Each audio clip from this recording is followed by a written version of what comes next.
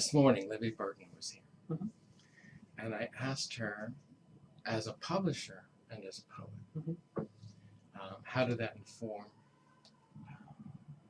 the structure or the writing of the book?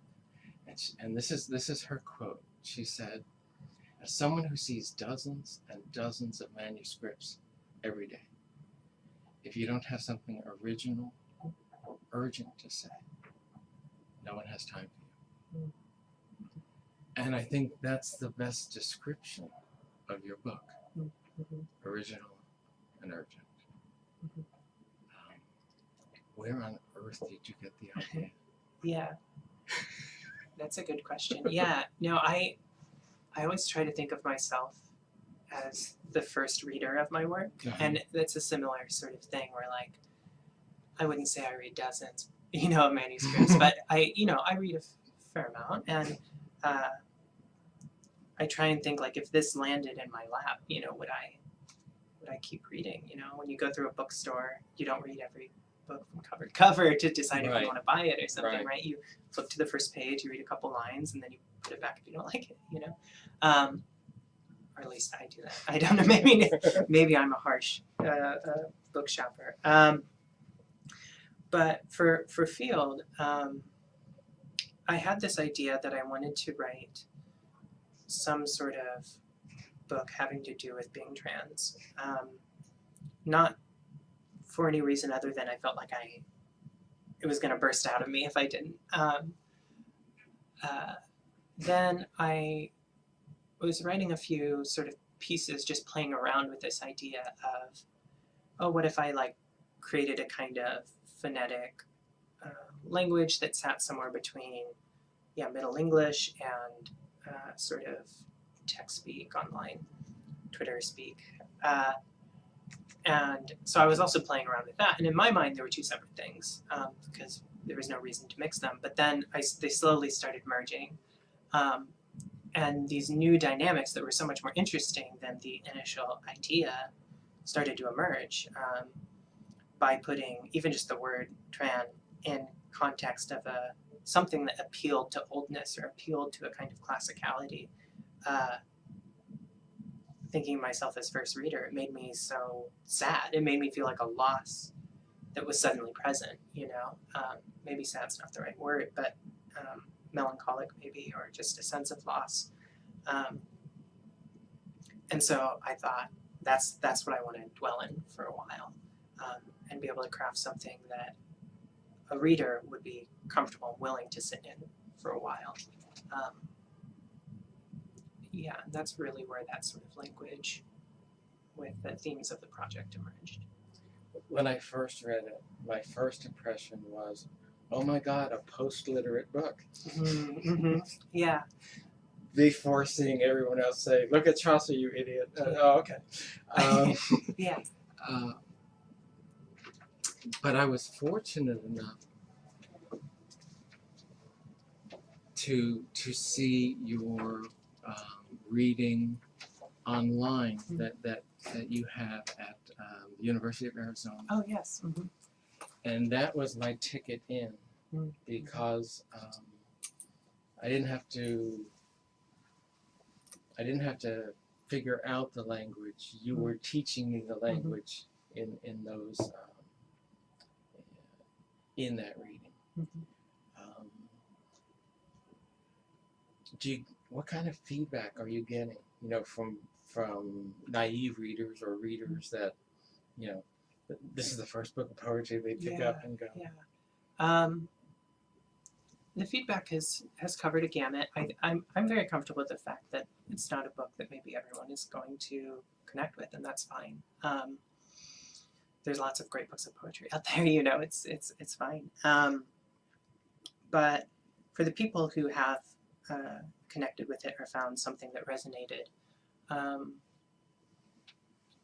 they often point to the language, the respelling. Depending on their identity, they might point more towards this has been helpful for me or whatever, when thinking through my identity or transition or whatever. I think for me, in writing it, I wasn't thinking first and foremost about those things, although I was aware of them and trying to account for them. I think I have a tendency maybe to err more towards the experimental side of things. And in making this book, I wanted to make sure that those gestures in the book were also operating on other valences and other levels such that it didn't push a reader out of the poem at any moment. That it could be read in a very common speech way, and yet it could also be read in a more complicated or fraught way. And I wanted to maintain that throughout the work. So like you said, people who maybe it's their first or second book of poetry, they don't just go, "What is this nonsense?" and put it down. And if they do, that's fine. Maybe it's not for them in that moment. Maybe it's not for them ever. That's okay. It's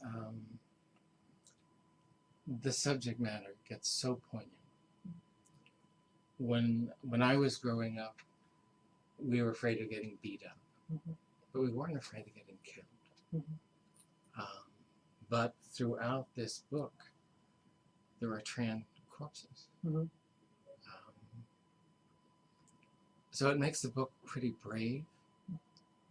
I just wonder what it's like touring on it. It's a very real question. For myself, it's something I'm still figuring out.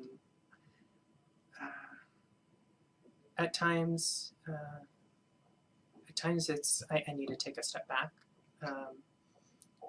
and at other times I can deal with it. I think for me, I tried to be as material with the book, even as abstract as it is, as I could, because it's limitations, right? I'm talking about ways that maybe capacity has been hindered, like my ability to do things or find a job or live somewhere. But I'm also talking about impossibilities, things like death, like the impossibility of, in certain circumstances, being perceived as having a life. And those are sad things, but it's much sadder to not think that they belong out there in the world and to think that you're responsible for it, If you don't get a job because, I don't know, someone would just never hire a trans person, if you know that that's why, it does not feel as bad as not knowing it, and going, what did I do wrong? What's wrong with me? What's wrong with my body?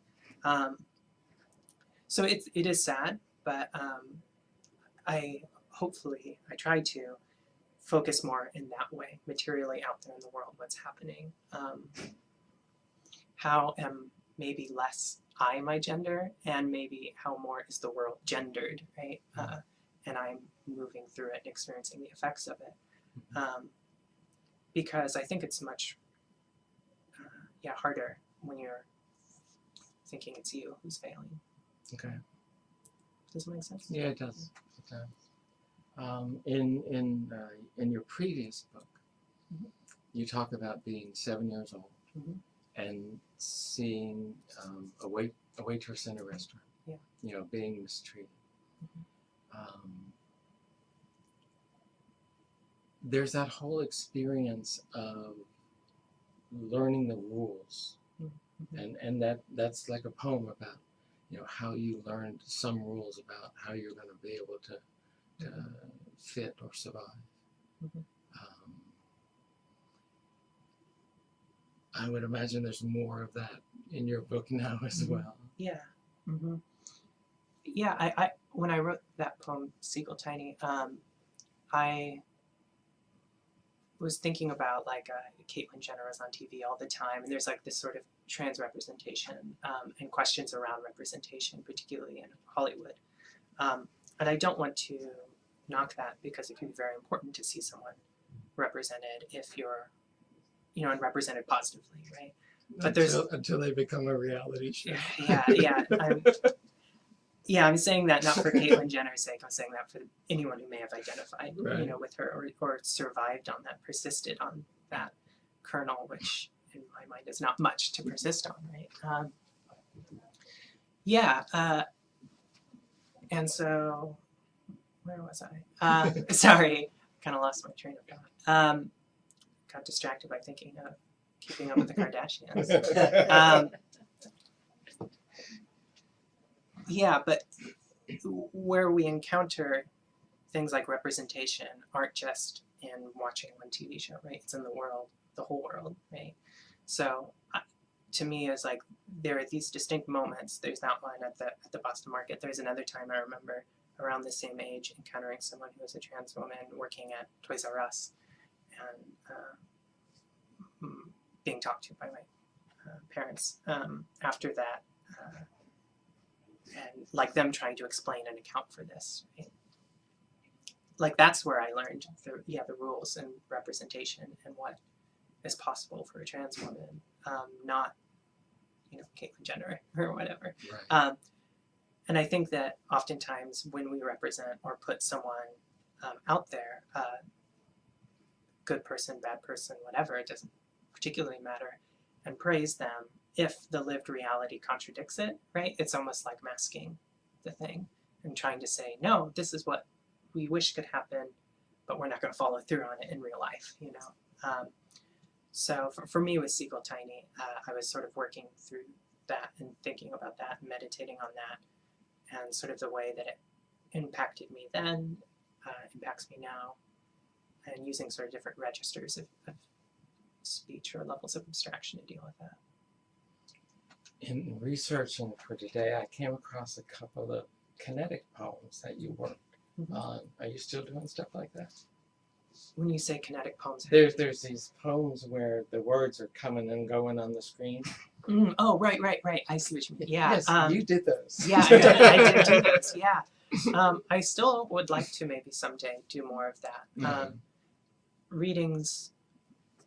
I like this. I like talking, being in a sort of intimate setting, but being in front of large groups, I'm not great at. So I've always kind of liked the idea of gallery shows. So during that time, I was thinking of imagining alternatives to the reading, the poetry reading, and I thought it'd be kind of cool if you had like these illuminated moving poems, similar to an illuminated manuscript, and then you just display them and you'd have kind of a gallery show setting, or maybe you'd read a couple poems, but for the most part you'd walk around and experience the work and then talk to the author, right, in a more personal sort of way, maybe have some wine or something,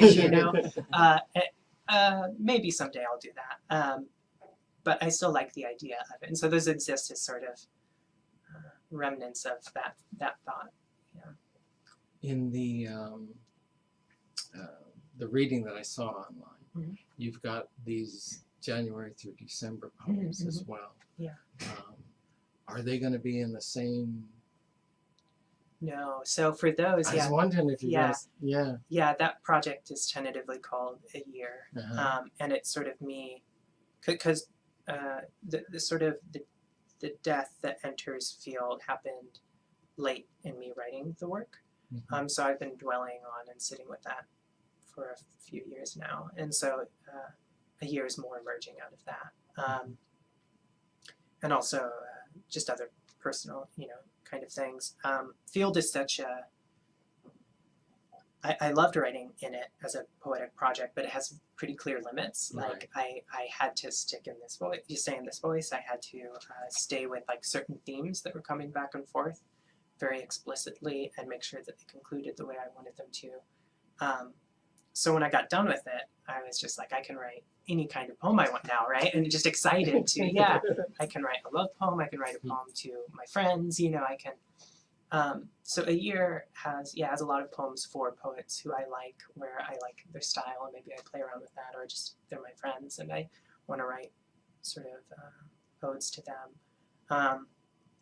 And exploring some more things like that. I think of Field as, I guess, a sustained elegy. So it's nice to be able to write other things or work other things into it. So that's where A Year is sort of situated in the wake of maybe the elegy. Okay. Yeah. You have to be on stage soon. I do, yeah. Do you have time to read a poem? Oh yeah, I'll read a poem. Sure, yeah. Let's think, what would be a good one?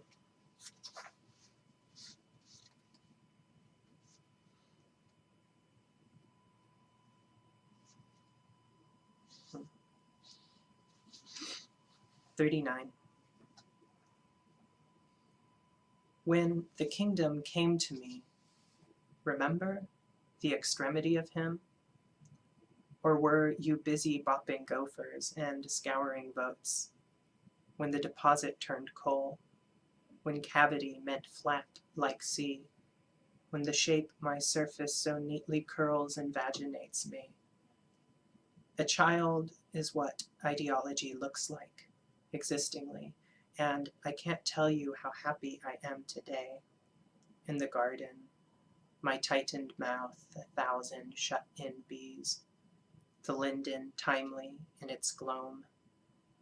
I couldn't shit for weeks, a supple red thing and alone. Thank you very much. Absolutely. Thank you for having me, Michael. It's our And thanks, thank you for Josh. listening. Yeah.